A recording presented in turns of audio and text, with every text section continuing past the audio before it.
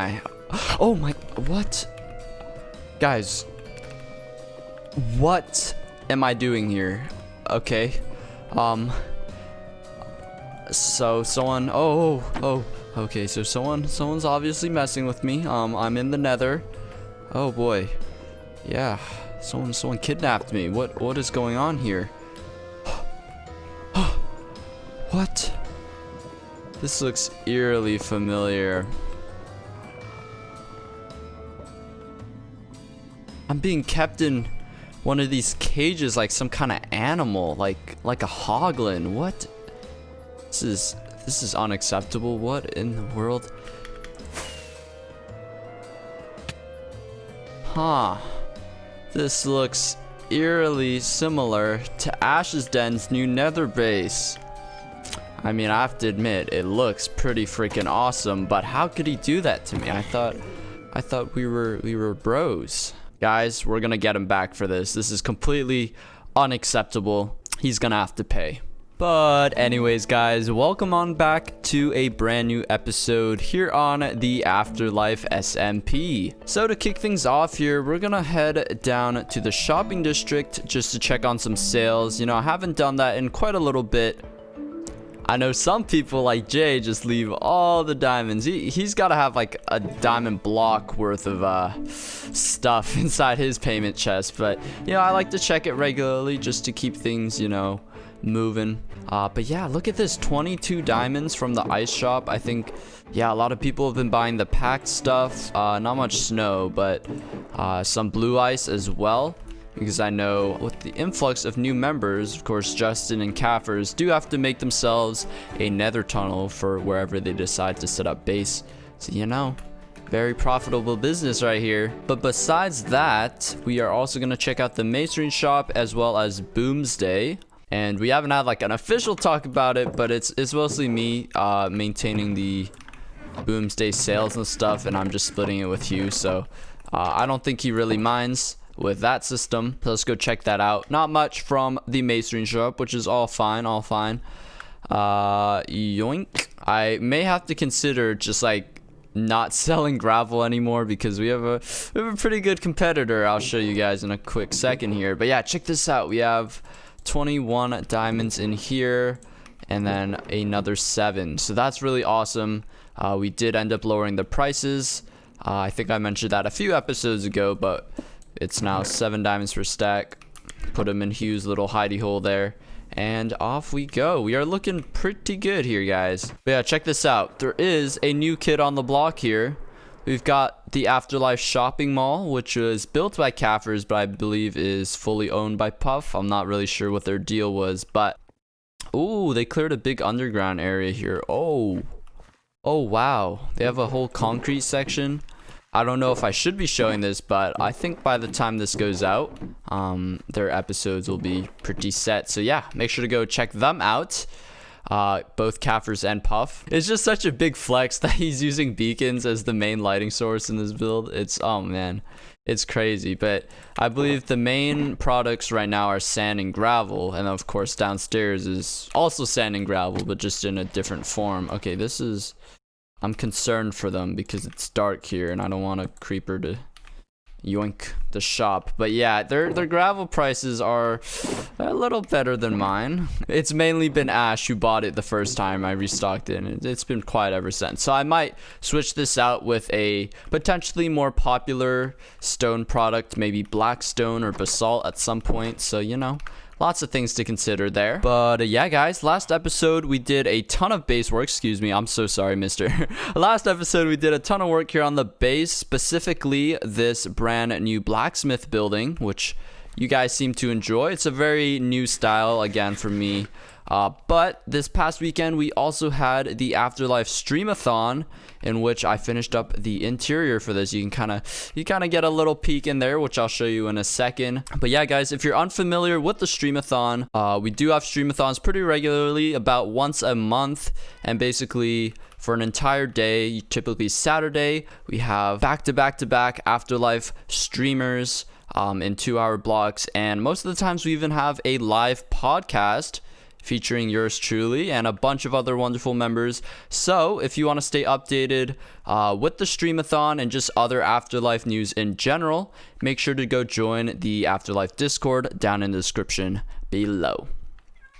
But without further ado, guys, let's take a peek at what I did with the interior. So checking this out, we walk straight in. We have this beautiful vibrant yellow carpet. So I use like 3 different textures here. We have a bit of honeycomb and then some different levels of wool. We got carpet and regular wool, and then we're just immediately greeted by a bit of busyness, a bit of like cozy mess, I guess. We have the kitchen here, and I tried to fill up the space as much as I could with different shelves. As you can see here, we have a little plant hidden there. You may know I'm in love with these like dual trapdoor shelves. You can put like a chest or a flower pot on the lower half and then hang a lantern on the top half. It's just very, very practical and good looking. Some armor that the blacksmith has made, is beautiful little companion here. And then we also have some storage here, just some, you know, blacksmithy stuff. But then heading inside, he has quite the luxurious like sleeping quarters. So here he's got like a little desk area, got a nice potted plant there. Heading into his bedroom, he's so educated. He's got all the worldly books here. He's got extra shelves. He's got a log from his travels, I guess. I don't know. This is beginning to sound less like a blacksmith and more just like a hero. This is the hero of Marioville. I know that doesn't sound Tuscan at all. Anyways, I don't know where I'm going with this. We have double beds here. And then I guess the main highlight of this room, you may have noticed, is just the quartz molding that I have going all the way around.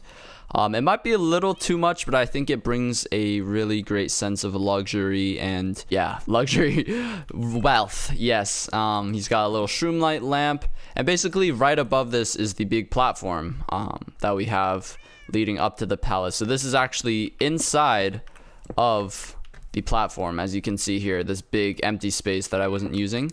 So why not give the blacksmith a nice little beautiful home? So instead of like a traditional fireplace or something, we gave him a beer tap on demand. But yeah, guys, in today's episode, we're going to be working on the palace once again. But to kick things off, I kind of want to do a little bit something different. So in my initial palace planning episode, I didn't really do a great job in laying out the palace itself. I literally just laid down a bunch of wool here as groundwork, which sure, it's helpful, especially with splitting the rooms, but the main issue with this palace is the roof. I have no clue which parts I want to be higher or lower, or a dome roof or a slanted roof or any of that. So I have no idea how that's going to match up, especially since I'm not designing this in creative beforehand. So I think it's going to be very, very useful to do a bit of additional planning here with you guys, just laying out the actual structures and roofs using wool. So we're going to go ahead and do that. I'm going to hop straight into a time lapse here in a 3, 2, 1.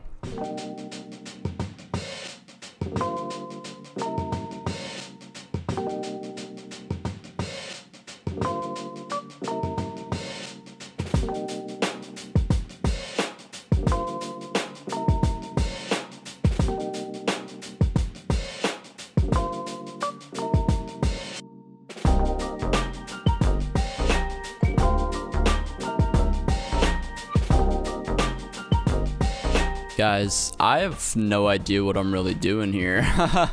I just decided to plan out what we want to get done this episode at the very least. All of the yellow and the blue, that's going to be extension of like this big red part that extends upwards. But this is probably the hardest episode to make yet. It's gonna be so tough because this is a straight diagonal. Okay, that doesn't make sense. I said that before. I'm like, that doesn't make sense. I'm back, Q. But this is like a straight 45-degree thing, and this is gonna be my first time doing such a big large scale like diagonal build, and especially the roof is gonna be kind of tricky. I played around with like just a simple outline there, and pretty much this diagonal wall will extend probably up till there. We'll have some big windows similar to that and that, and we'll try to detail it up So yeah, it's gonna be very tricky. We'll just jump back and forth here between some time lapse and some progress updates. But after that, I do actually want to get a lot of the interior done as well. So I might try to squeeze in a live stream just to finish up the interior, and I can show you guys the progress by the end of this episode. Yeah, let's just jump straight into another time lapse.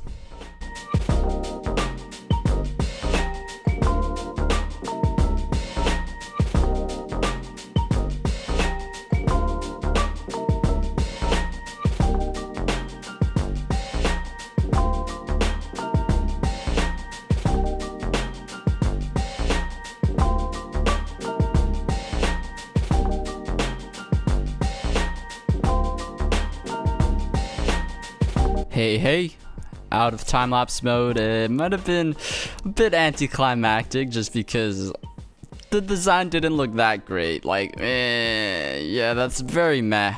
But I did stop the time-lapse and, you know, finicked around a little bit more, and I got something that looks much better here. Check that out. So I don't know what it is. Maybe I just have less pressure when the time-lapse is off, but what I was trying to do is get some kind of like window embroidery going on with the fences and like a little archway to make that royal look.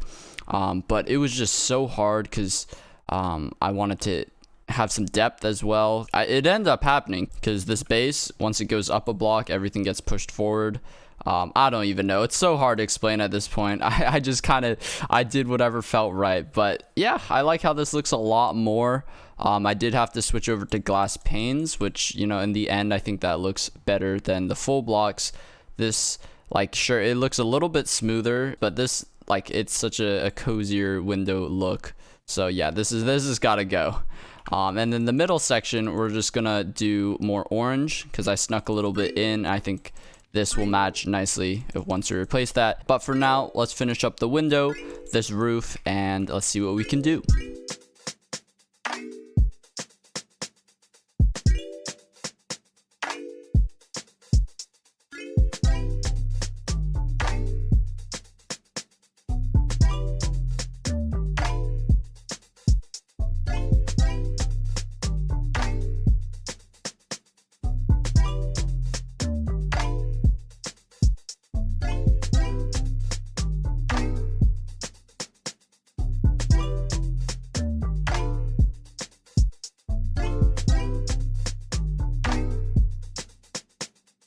Alright, check this out, guys. So we got shaders on, and yeah, I think it looks really good here.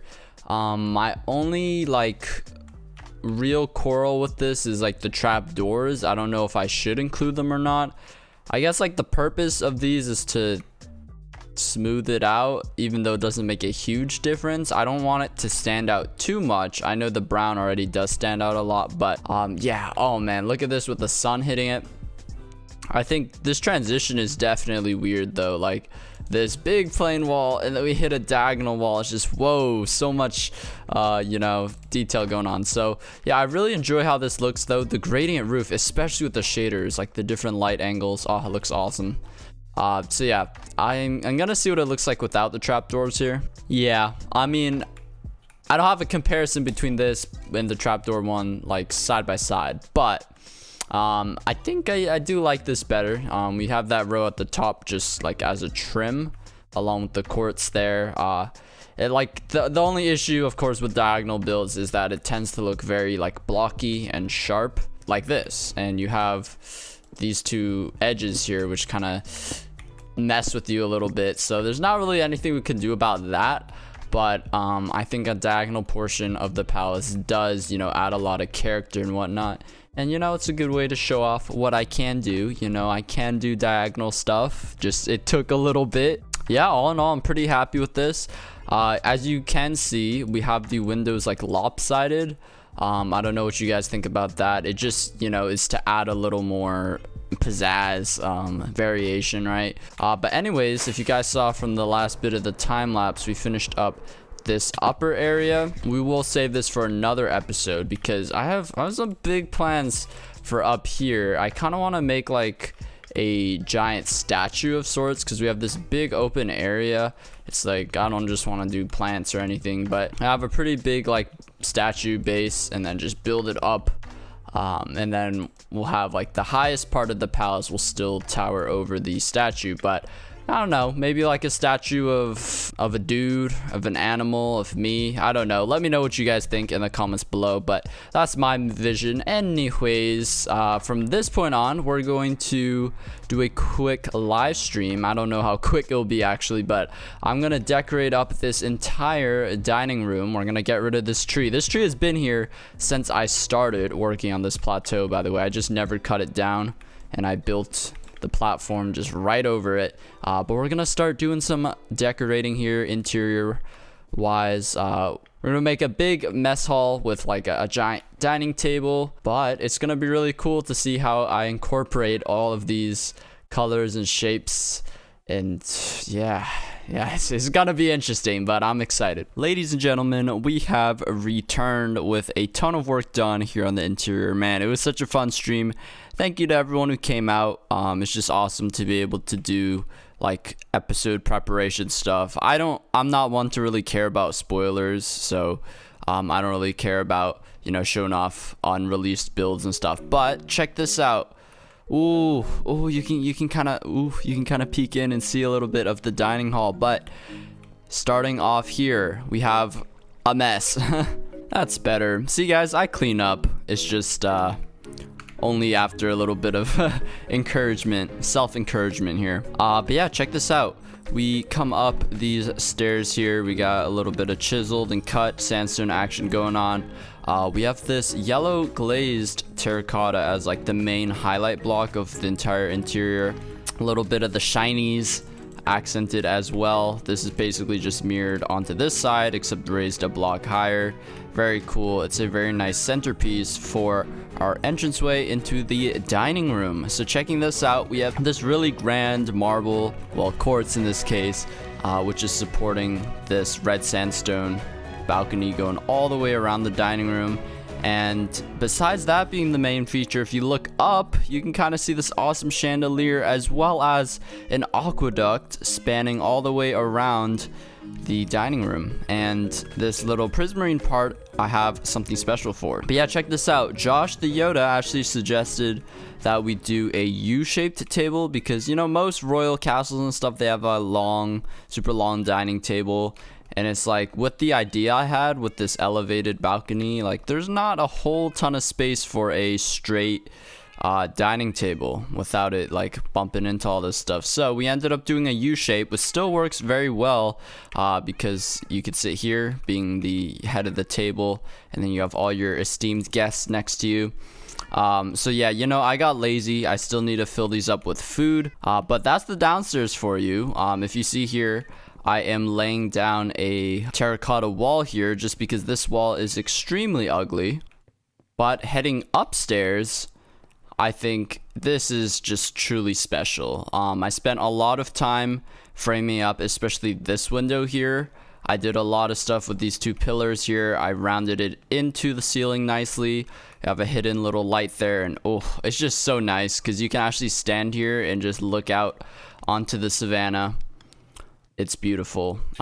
It's still a little bit awkward around the top, but I guess it's airy, you know, the window's open. But yeah, lots of lighting fixtures as well. Speaking of lighting fixtures, check this out. We have this really rustic like campfire lighting fixture.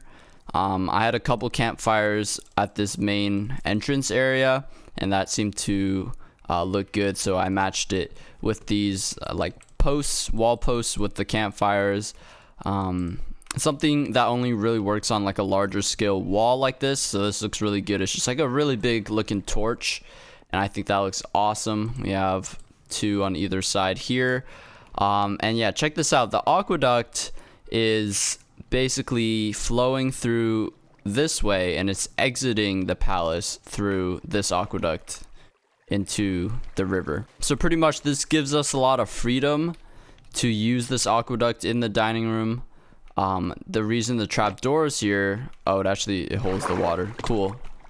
That's defying physics. But we're going to have that open up and drop into an aquarium that spans all throughout the floor, because you can kind of see I have a big empty floor here that will just really add to the royal and luxurious look, with a steady supply of fresh water. And then later on we'll be extending this aqueduct somewhere else, just because we still need a source of water. This is only where the water exits, so this definitely needs to be extended elsewhere throughout the palace, but I think it just adds a really great feature, making this a super unique looking dining room. You know, speaking of aquariums, I actually know a guy. I'm actually pretty good friends with someone who does aquariums, so let's check out Skunk's Shell. I can't speak. Skunk's Shell Shop. Say that 10 times fast. Skunk's Shell Shop. Skunk's Shell Shop. Alright, you know what?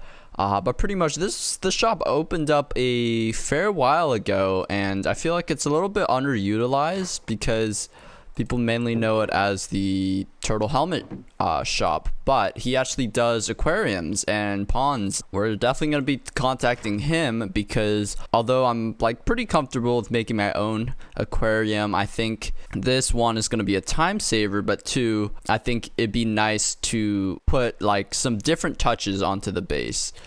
So not everything looks exactly the same, you know, so we have some essence of me, some essence of other members perhaps, but obviously the main thing is going to be built by me, but I've taken inspiration from a lot of other members, a lot of Reddit posts, Chrome images. You know, we're gonna go ahead and okay, I came over here to write him a book, but I can't really we're just gonna have to contact him, so there we go. But getting back on to the balcony here, these two windows here, our newest additions this episode. I really just like tried to frame up the gold block as well, because it looks a little too blingy if you a little too blingy if you don't like shield it like this. I only have like little corners exposed. Silverfish, Endomite, hello. But yeah, all in all, I think there's a really good balance. The only thing we really need to get down is some final implementations of greenery. We kind of got started here. And lighting, because right now we only have the chandelier, a couple wall torches, and floor lights. Otherwise, monsters are going to be everywhere. Also, just finishing up this wall here, I'll take this moment to just sort of catch up and talk with you guys, because it's been a little bit since our last episode. I do apologize about that. It's not that I'm busy or anything, it's just like, you know, motivation comes and goes, especially when you're stuck inside all day, right? So I've been, you know, just trying to get out more, take inspiration from everyday life, and, you know, live life to the fullest in any way I can. I'm going to do my best in the future to capitalize more on the free time that we have here during quarantine. Oh no. I think that's part of the aqueduct floor. Yeah. We'll fix that on the upper side. But yeah, like I said, I'm only gonna get busier and busier as this new school year starts. So I'm gonna do my best to grind out as many more videos as I can, but obviously not rushing them, because that just does not make for good content. Yeah, guys, I just want to thank you very much for supporting me, you know, through everything. It's been absolutely awesome. It's been awesome.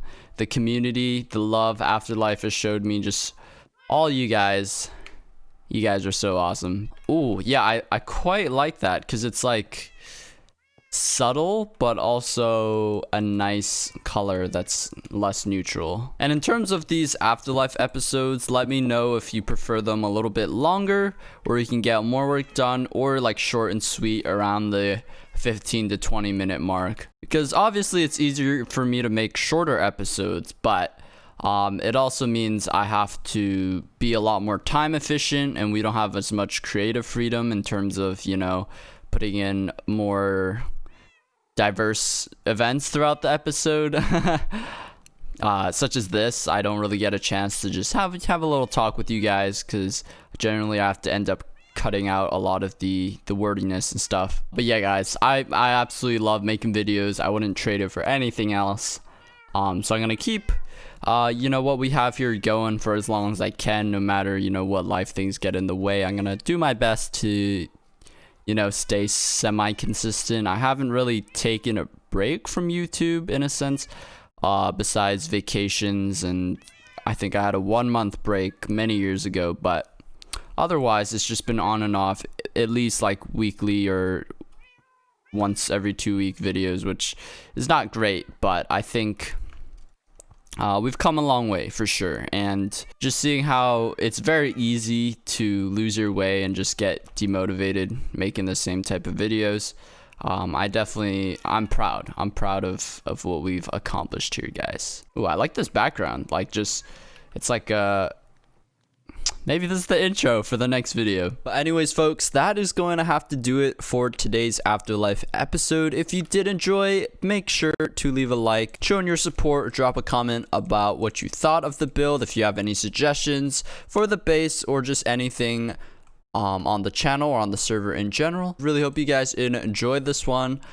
It was kind of a long time in the making. I did really enjoy what we ended up making here, this awesome diagonal portion of the palace. So yeah, guys, make sure to hit that subscribe button as well if you want to stay notified with all future uploads. And you know, it just helps me out a ton. Helps me sleep better at night, guys. But yeah, thank you so much for watching. Please take care and goodbye.